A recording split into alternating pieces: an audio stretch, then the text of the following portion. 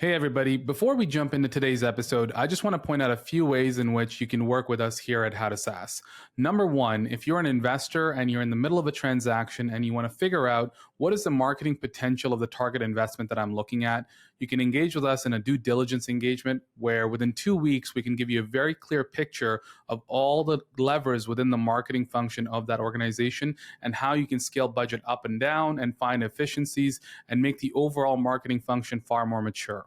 Number two, if you're a founder, a CEO, an operator, or even an investor, and you have a company where marketing is just under leveraged and you see it as a growth lever for your business to take it to the next level, you can engage with us in a 3 to 4 month engagement where we do a deep dive and look at all the possible areas where marketing can make a bigger impact on the organization and come back with a detailed set of recommendations across demand gen, paid media, ABM, content marketing, product marketing, SEO, you name it, and come back with a full set of recommendations, your entire new org design to support those recommendations, and overall budget recommendations for the business. And number three, if you have a particular business where maybe your VP of marketing was recently transitioned out, maybe they left for another job, maybe you don't have a CMO but are thinking about hiring one, well, we can fill that gap within your organization with part-time CMO services. And we do this on a month-to-month retainer, which can last anywhere between 3 months to 12 months, depending on what your needs are. And we can help set the foundation for the company and help you hire your next CMO and help onboard them into the role so that when they come into the organization, they get a running start and they're able to make an impact on revenue right away. And you don't have to wait to find the right person to get going with all your marketing initiatives. So those are all the ways. If you want to learn more, go to www.howtosas.com and schedule a consult, and we can go from there. And now on to the episode. Enjoy the show. Welcome to the Private Equity Value Creation Podcast, where we interview leading investors, operators, bankers, and advisors to help you answer one question: how do we increase the enterprise value of our companies? My name is Shiv Narayanan, and each episode I will dive deep with a guest to help you become a better value creator and capital allocator. So with that said, let's jump right in and let's get started with today's episode. My guest today is George Rossolatos, and he is the CEO and managing partner at the Canadian Business Growth Fund, or CBGF, and they invest primarily in Canadian businesses. But what was really interesting about the episode is George's overall investment philosophy in terms of the kinds of businesses they invest in and how they think about growing their companies over a longer term, where the hold periods are 10 or 15 years, where they look at more sustainable strategies, more profitable growth to really drive value from the businesses that they are investing in. What I found refreshing is in a world where everybody's talking about growing as quickly as possible or really high burn rates or always raising the next round, George's perspective was quite refreshing to hear from an investor to say that we're here to partner with founders and try to get the best possible outcome for founders and also for companies to grow as sustainably as possible so that in the long run, they achieve the best kind of outcomes for employees, customers, and the overall market and industry in which they operate in. So I thought that was a great perspective, and it's a must listen to all founders and investors, and hopefully it helps you rethink and reevaluate your approach in your respective companies. So with that, I'll leave you to it. Enjoy the episode.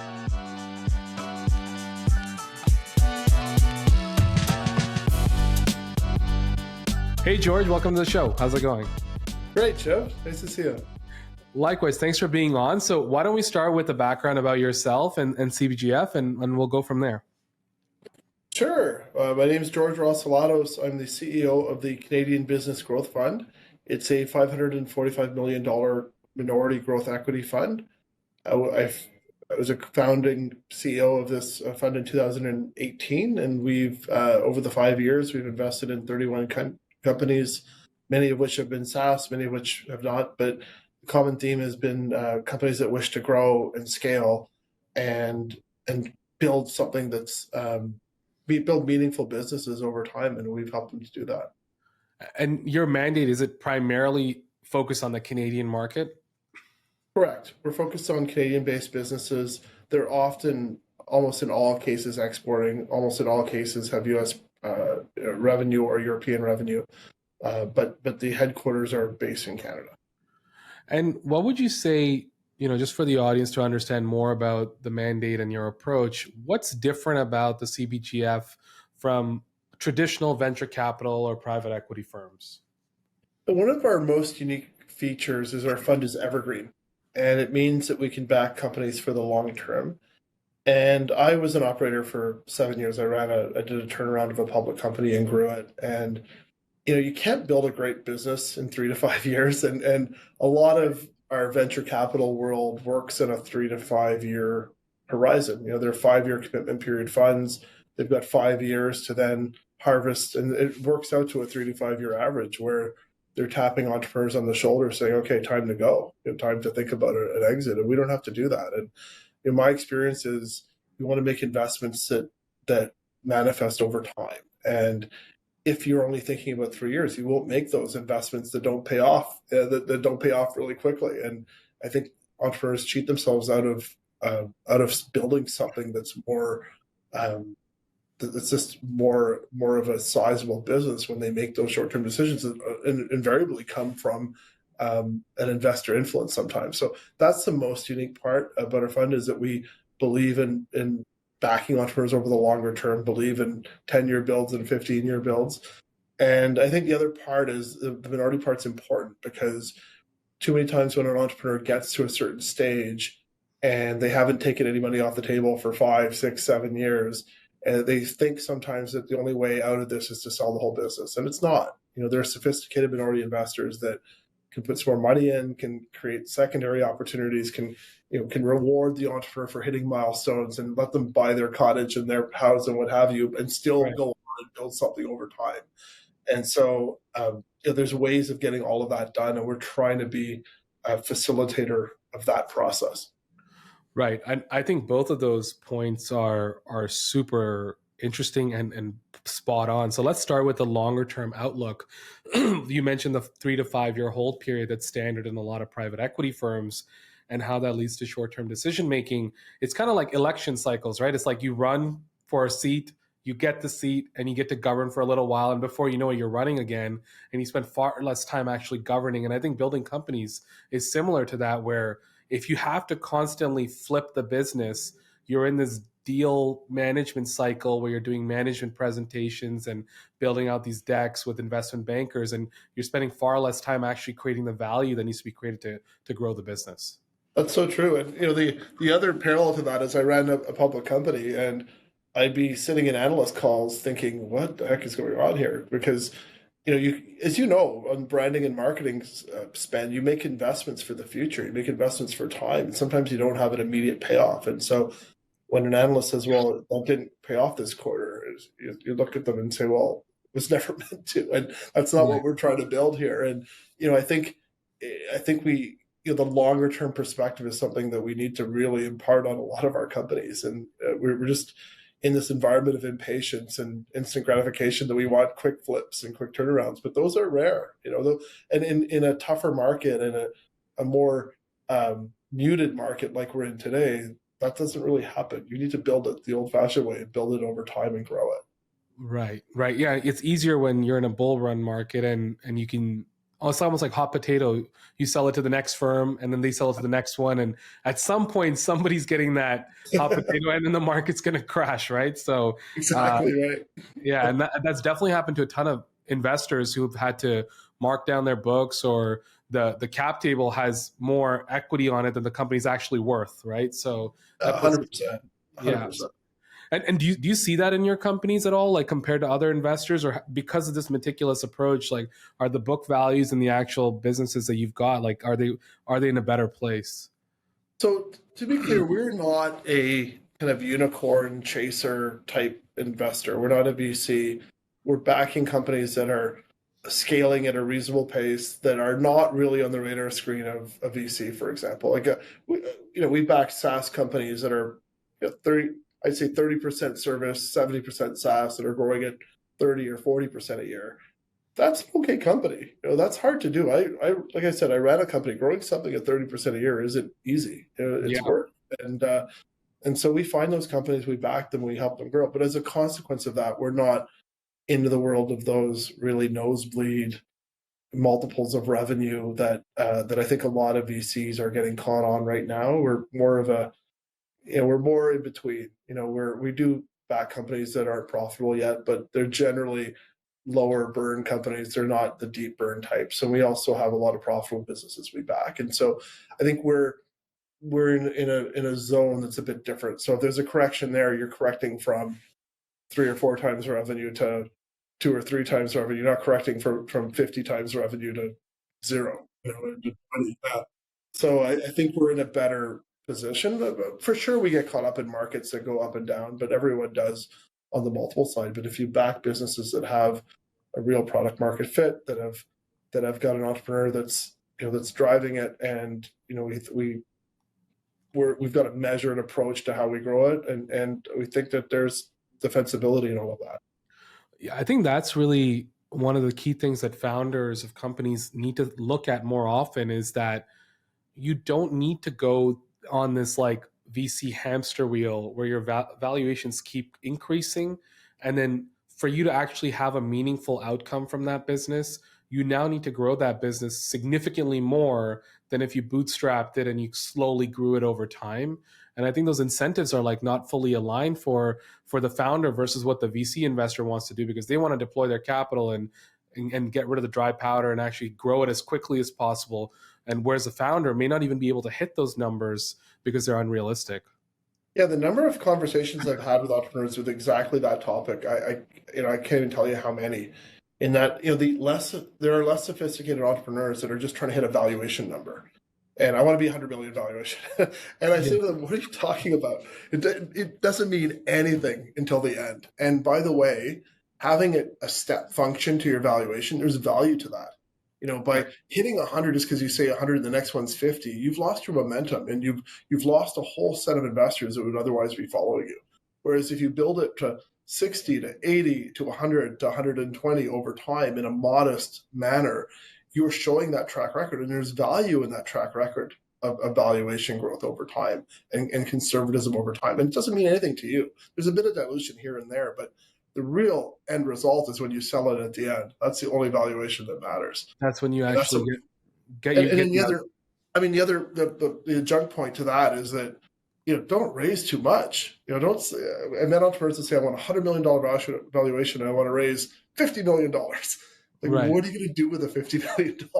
right. How fast are you going to invest it? And so generally, if you get into the numbers and get into the details, they only need 10 or 20. That other 30 is going to sit on their balance sheet. They will have raised it at this kind of early valuation. It would sit there, and then they could have raised it later at a much higher valuation and avoided the dilution. So I think entrepreneurs, they need the right advisors, and they need people around them that can help them if they haven't been through it. And we try and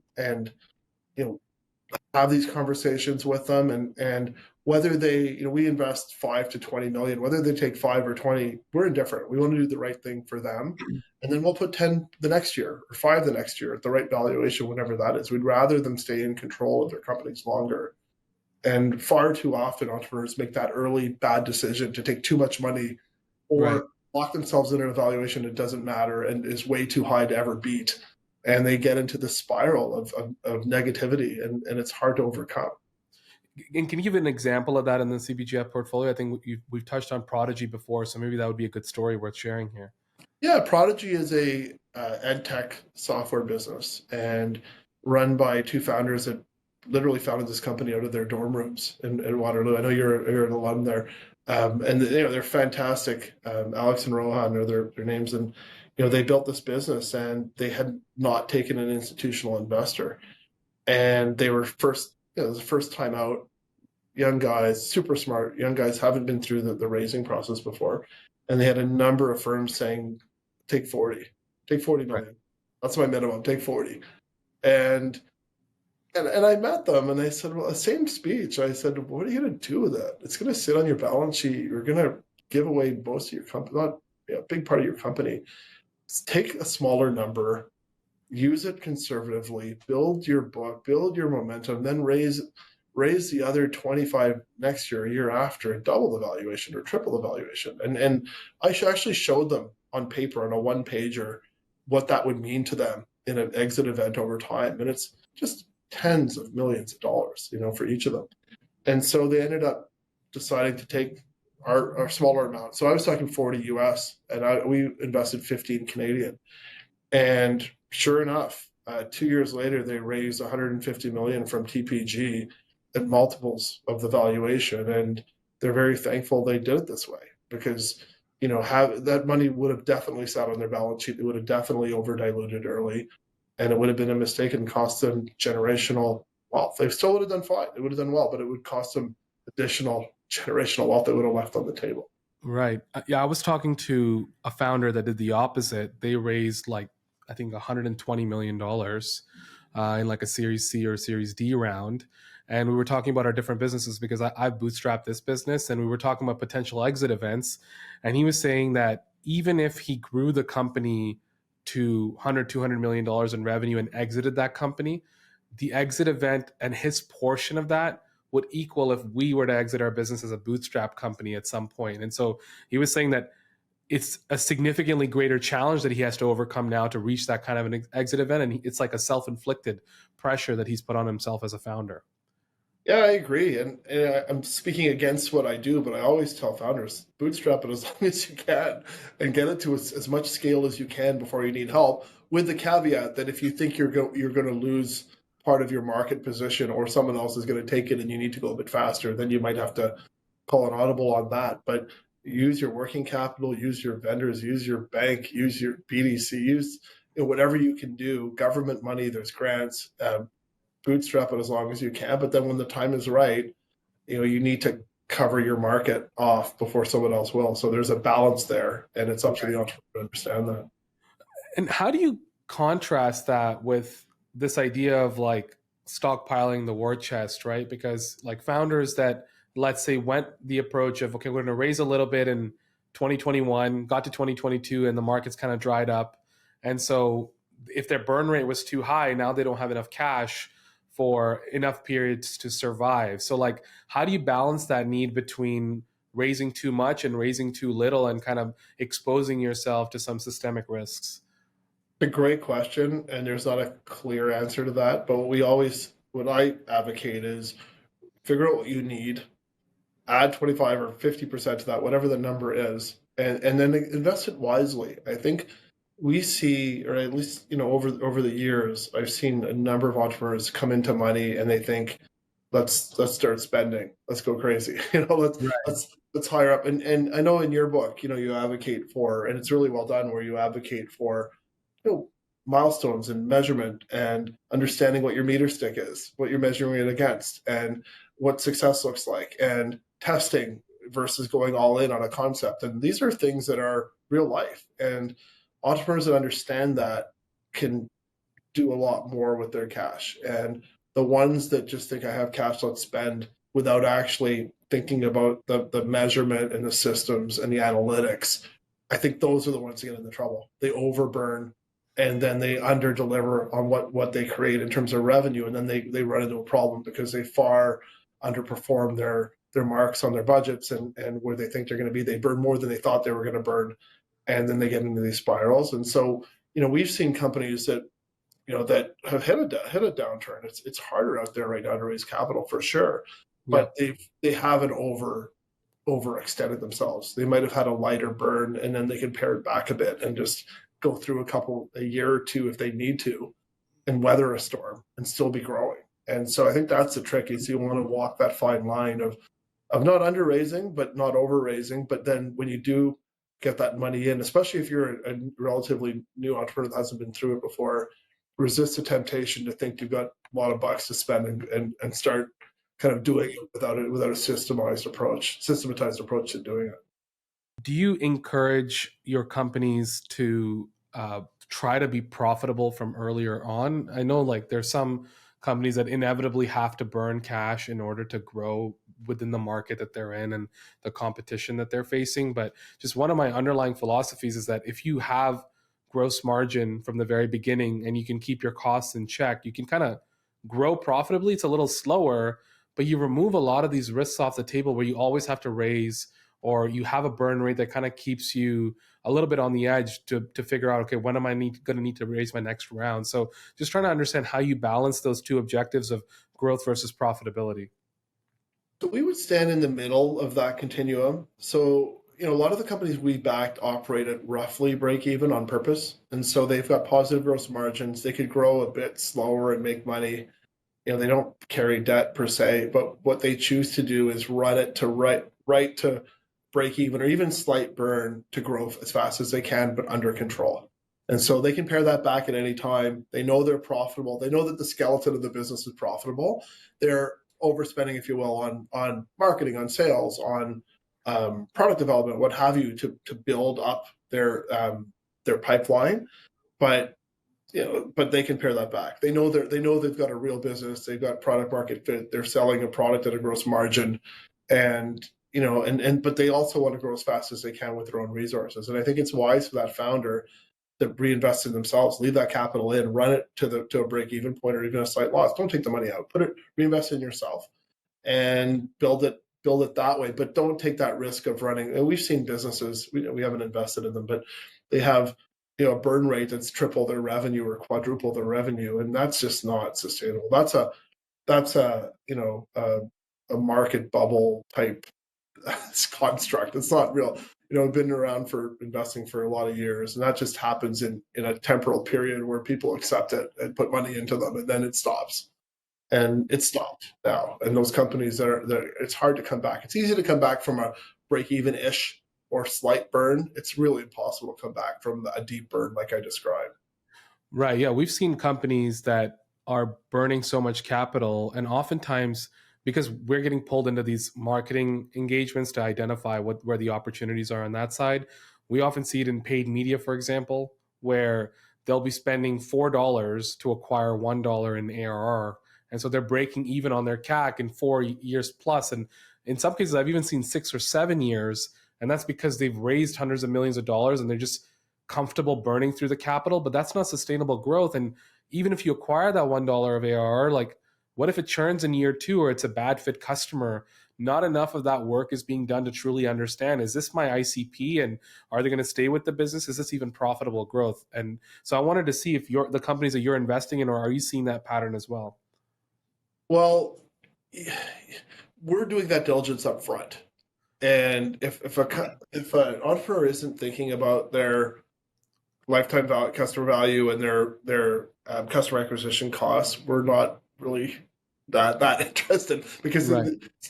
the devil's in the details, in growing your business. And if they're not, we try and work with them to understand it, and just understand the diligence in the diligence period, how we'll work together. And we'll try and teach that. We'll try and mentor that. But again, the entrepreneur has to be receptive to it. I think, just taking it aside on the point for a second, I think it's really important for entrepreneurs to do diligence on their VCs. And sometimes you have a great idea, it looks good, you have a number of VCs calling you saying, we want to put money in. And a lot of times entrepreneurs think it's up to the VC to do diligence on the company, but it's got to go the other way too, because there are a number of VCs that are looking for that big win. And so they'll have 10 and they'll ask every single one of them to go as fast as they can. So they want the big bird. They want, in their portfolio, they want everything to be tuned up to be, a 10 bagger, and they hope one of them hits. And so it's not really fair to that one particular entrepreneur that can't go faster or that can't execute as fast as the VC wants them to. And it puts their personal net worth at risk and their success at risk because someone's managing them from a portfolio perspective. And we've seen that, exactly that, where there's a less patient VC involved, and they're just pushing them really hard. They don't necessarily want to burn as much as they're burning, but they're getting pushed to double or triple their growth. It's not so easy. I've been involved. I've operated. You have too. You can't just say, I'm going to triple my business. You need to be able to execute. You need to have the people. You need to have the fulfillment. There's a lot of things that go with that. And if the Totally. entrepreneur can't do it, that's putting the whole business at risk. Totally. And in in that type of a model, the VC fund might still win because on a portfolio level, out of 10 companies that they're pushing like that, if 2 end up making it, that returns the fund. But individually, each of the founders involved with those companies, 8 of them lose out with that Exactly type. right. Yeah. And so talk a little bit about that. If there's a founder out there listening to this, like what should they look for when they're diligencing the types of investors that they can partner with when looking for that type of capital? But what I say when I meet a company and we're getting close to doing a deal with them, as I say, go into our webpage, don't pick all of them. There's 30 of them. Pick a few companies you'd like to talk to, and I'll introduce you to them. And I don't care which ones they are. Doesn't matter. And look, they could be good situations. They could be situations where we've had hard conversations with them. But no matter what, like the integrity has to shine through for a firm. And don't let me pick them. You pick them, right? And that's what an entrepreneur should do. They should think about what companies that the VC has been associated with in the past, whether they went well or poorly. It's not necessarily the indicating factor. It's how they were treated and how they interacted with the entrepreneur in good times and bad times. You need to know how it all worked. You need to know their overall philosophy. And so I suggest they ask for which companies they want to talk to, and if they're refused, I take that as a flag. I'd also want to know what stage they are in their fund. So if a typical VC fund has a 5-year commitment period, are they in the first year? Are they in the fifth year? If you're the first investment in a fund, usually you're the one that gets tapped on the shoulder in year 3 or 4 saying, I need a sale to get my new fund. And so how about we put this up for sale? If you're the last investment in a fund, you might be the afterthought where there's no follow-on investment and they're on to a new fund. So you just kind of want to, it's not necessarily true, but you just want to mitigate and ask the questions of how that works. And I think you want to know who the person is that's going to represent that firm on your board. Sometimes one person does a deal and it's handed off to another, and you've got a different report. You just want to understand how you're going to work. You want to understand what metrics they're looking for, what their objectives are, so that you can fulfill those objectives. You want to make sure you feel you can, and you want to know what reporting they want and what frequency of contact and how interactive they're going to be. And sometimes entrepreneurs want more interactive VCs. They like that. Sometimes they don't. Sometimes they know what they want to accomplish. They want to run their business, but they want advice and strategy help. They don't necessarily want someone pulling up a chair beside them and tell them what to do. But some VCs do that, but some entrepreneurs want that. So I think it's really treating it like you're doing diligence on the firm, just like that firm is doing diligence on you. It should be equal. It's not one-sided. Yeah, because not all investors are created equal. And so depending on the type of business, the different answers in those questions might appeal to one founder versus another founder. It's really finding the right partner for yourself. 100%. Yeah. One of the things that you mentioned in some of our communication is that the types of companies CBGF invests in, you'd almost call them like the ugly duckling of the SaaS world. So do you want to touch a little bit on that, and we can maybe dive a little bit deeper there? I think that there's this construct of the perfect SaaS firm that people have in their mind that's growing it's doubling year over year, that's all SaaS revenue, that's all recurring, that's B2B, that's sticky, and that's a great concept. And yeah, there are a few out there, but there's just not that many. And maybe the few that are out there are worthy of those massive valuations.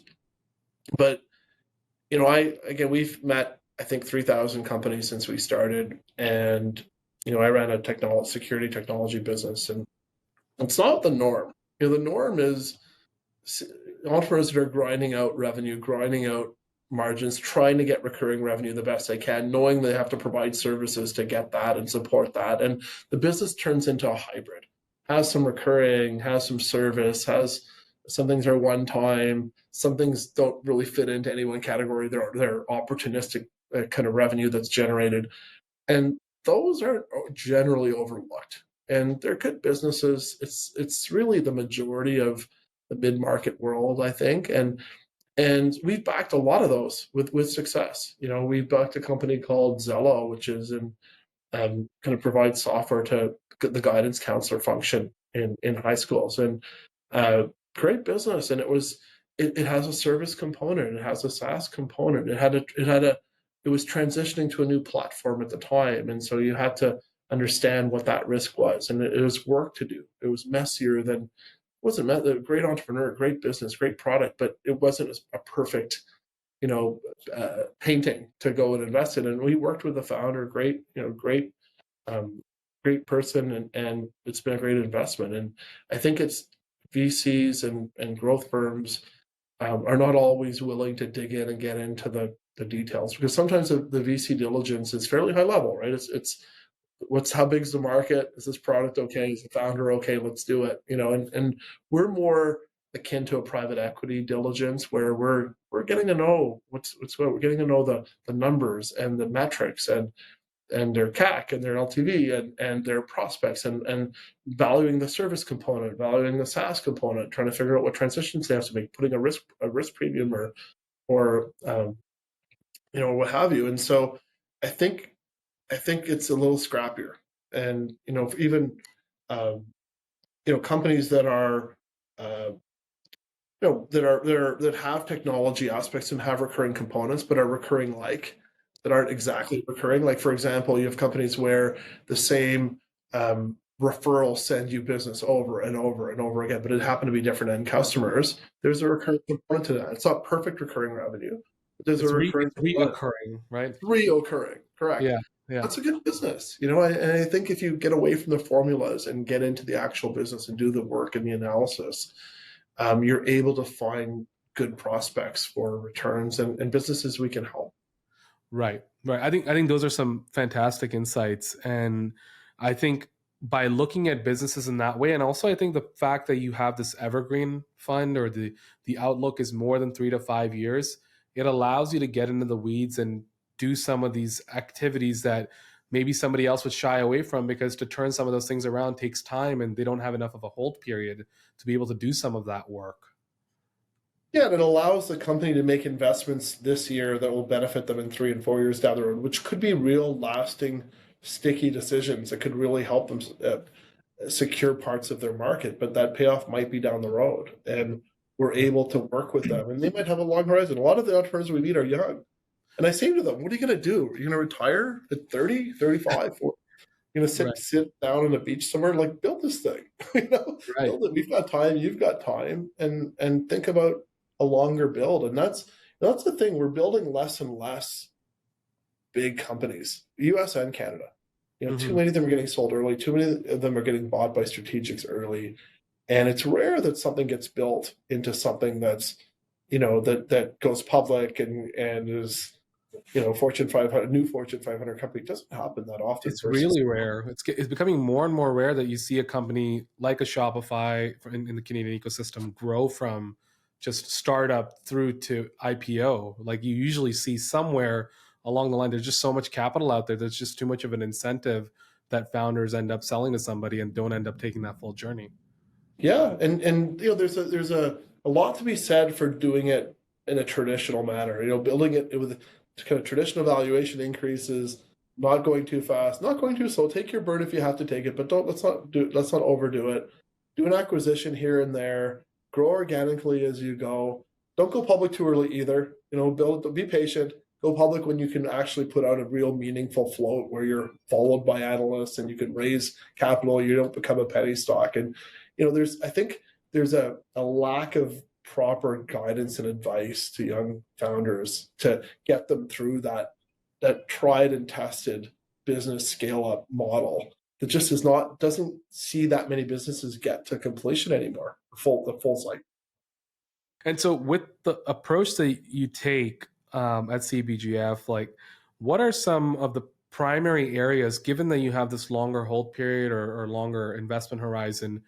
What are some things that you're able to do beyond just working with the founders in terms of growth strategies or value creation that maybe other funds aren't able to do? Or at least, what do you focus on?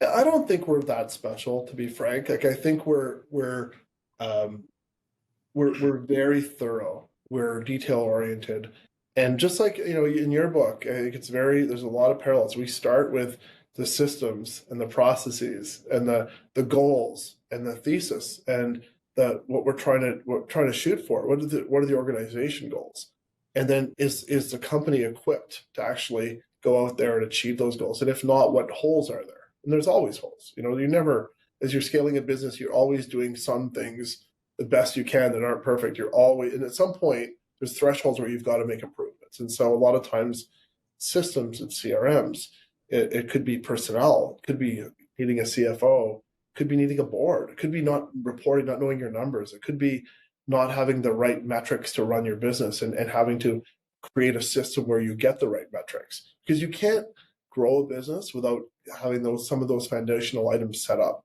It's having a plan, having a budget, having a 5-year plan, having a 100-day kind of plan post investment, and thinking about how you measure that. And so once we're comfortable, there's rigor around to some of these processes. Then we say, okay, now you've got capital. Let's figure out how you're going to invest it and where. And some of it could be marketing. Some of it could be a sales orientation. Some of it could be for product improvement. Some of it could be for acquisition. But until they have the right infrastructure set up to actually handle that, we're patient. We want them to build it and be ready before they go up, because otherwise they're gonna make a lot of mistakes and use their capital unwisely, and that's a real shame. When money gets wasted, and you've seen it on paid marketing spend. We've seen it too, where they just go and start and they haven't kind of got a way of gauging success and a way of pivoting when they need to pivot, and kind of self-imposing goals and deadlines and what have you. So I think we're no different than a lot of private equity investors out there, but I think a lot of entrepreneurs don't have that mentality until they're asked to do it. And then once they're asked to do it, they're thankful. And a lot of the companies we back have never had a board. They've got couple informal advisors here and there, but look, it's very important for an entrepreneur to get into the understanding of what a board is, and how do you report it, and what does that discipline look like? Because they're never going to get sold or bought by anybody if they haven't mastered the reporting process and the board process. They need to master that. And so it's funny, we're not, I always tell an entrepreneur, we're never going to run your business. We're never going to make sales for you. We're never pulling up a chair and going to tell you how to pay your payables. We're never going to do that. But we can help you. We see a lot of repeated errors out there and scale up errors, and we can help you avoid a lot of those, and by helping guide you in some of this rigor and some of the discipline. And that's what we try and do. Right. I think that is a really great takeaway. It's, a lot of firms tend to have similar strategy, or at least focus areas. If you're trying to build a business, you look at sales or marketing or pricing or adding additional products or M&A. Like, those types of strategies do overlap across firms. But I think this underlying philosophy of discipline and sustainable growth and longer investment horizons, and just discipline around metrics, I think that's a really great message for founders to think about when they're trying to pick an investor or just building their business overall. So I think that's a really great insight. And the other point I would make is that, having run a business, I know that nothing grows in a straight line. Every model grows in a straight line, every single one. Yeah. And I think some investors tend to lose their patience really quickly when that first bad quarter comes up, when they miss their numbers. And we understand, like, no business will ever hit their quarter every month, every quarter. It will just not happen. And so we work with them. We understand it's life. That's how it works. And I think some younger VCs hit the panic button and start yelling and screaming and throwing stuff, and it just doesn't work. It's not the right. First of all, it's not real life. No business ever grows in a straight line, and you always got problems. You'll always lose a big customer. You'll always have hiccups. You'll always have fulfillment hiccups or execution. They'll always happen. You cannot avoid them. And so having a firm that understands that and is constructive in challenges and can be constructively helpful is important. That's a phenomenal message. So I think that's a good place to end the episode. And I think, just even for me, it was great to hear you talk about that from a patience and diligence standpoint. So thanks for sharing that. One question I have to ask, I'd like to ask this to all guests: what's one business book that you recommend any of the listeners that are listening that might be your favorite, that you think might be worth reading for them? Good question. I've read a lot of them. I think, one of the ones that I liked that was fun, was a fun book, is by, I believe her name is Annie Duke. It was, she's from the World Poker Tour. Yep. I think it was called Thinking in Bets. Thinking in Bets. And Yeah. just a whole life is to making bets, and as an investor, we make bets. As an entrepreneur, you make bets. You're trying to gauge risk and reward. You're trying to gauge the hand you have, the hand that others have us. Thought it was a very, I play poker with my kids now, my young kids. It's really fun. And I thought it was a really interesting take on decision making. That's a great book recommendation. So yeah, I've read it too. It's a good one. So we'll put that in the show notes as well. And before we take off, any closing thoughts? If people want to learn more about CBGF, where can they find you guys? Our website is cbgf.com. And, I think we're really trying to make a difference, and I'm personally passionate, and our firm's passionate about helping companies grow and doing it the right way, and be happy to hear from any firm that they think we could help them. Awesome. All right. Well, George, thanks for doing this. Appreciate you being on. Shiv, really appreciate it. Thank you. Thanks for listening to today's episode. Before you take off, just a few requests from our side. Number one, if you enjoyed today's content and want more of it, please subscribe to the podcast on your favorite podcatcher. Number two, if you are in the market for marketing strategy consulting services, due diligence services, or fractional CMO services, please visit our website at www.howtosaas.com and schedule a consult today. And number three, if you haven't already, grab a copy of my book, Post-Acquisition Marketing. It's available on Apple Books, on Amazon, and any bookstore that you can find online. Get a copy because it walks through the framework that we take all of our clients through, and it'll definitely add value to your business. And that's it for today. We'll see you guys next time.